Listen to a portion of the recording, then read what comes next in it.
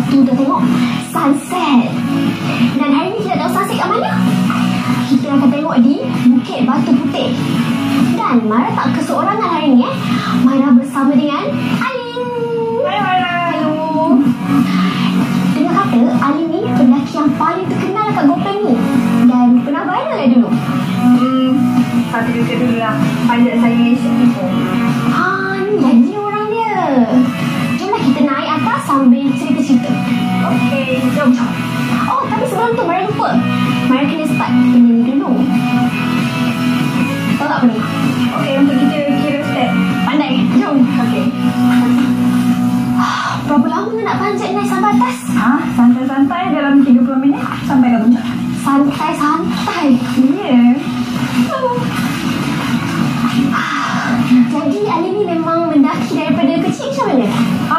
Taklah dari kecil. Cuma start daripada umur 19 sampailah sekarang. Best lah mendaki ni, memang hobi lah sekarang.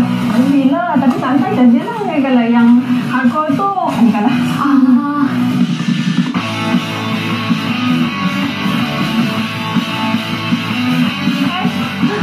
Lama lagi ke?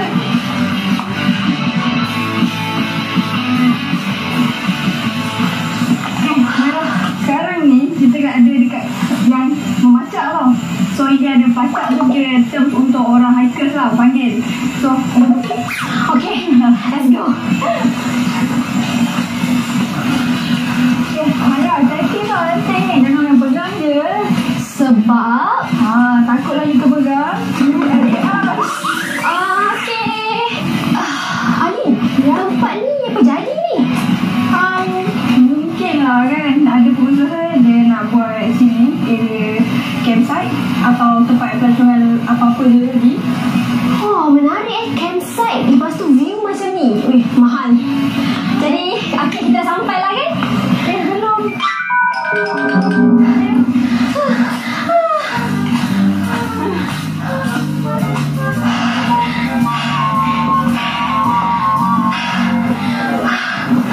Okey, penonton, kita sampai. Ini puncak Tipoh. Sebenarnya puncak dekat sana lah. Tu, bukit tu ada batu. Nampak tak? Ni bukan. Ini bukan. Ini puncak Tipoh. Okey, dah. Jom.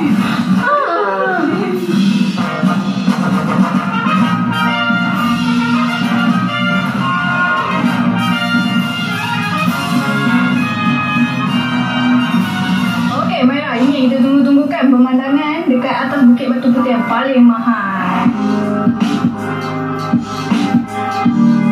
Inilah. Tapi sayang, kita rezeki yang dapat yang bulat tu. Sebab apa? Tadi hujan. Tak apa. Lain kali kita datang lagi sekali. Pendakian kita kali ni, Mara telah ambil step sebanyak 1,358. Calories Mara burn 409 calories. Sangat-sangat berbaloi. Pendakian tadi tu berbaloi Betul. So nak tengok. Cantik. Mara cantik kan? Bulat je. Ada rezeki kita dapat yang bulat tu. Dia nak jadi lah tu. Jatuh sikit lagi. Merasa kalau jatuh sikit lagi cantik kan? Nampak je.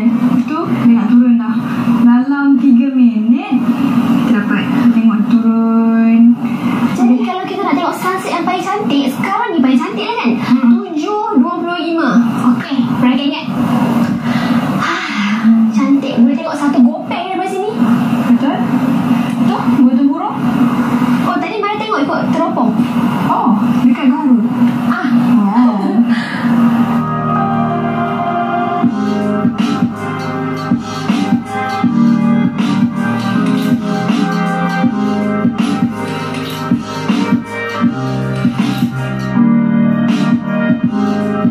Jadi penonton, inilah dia sunset di Bukit Batu Putih.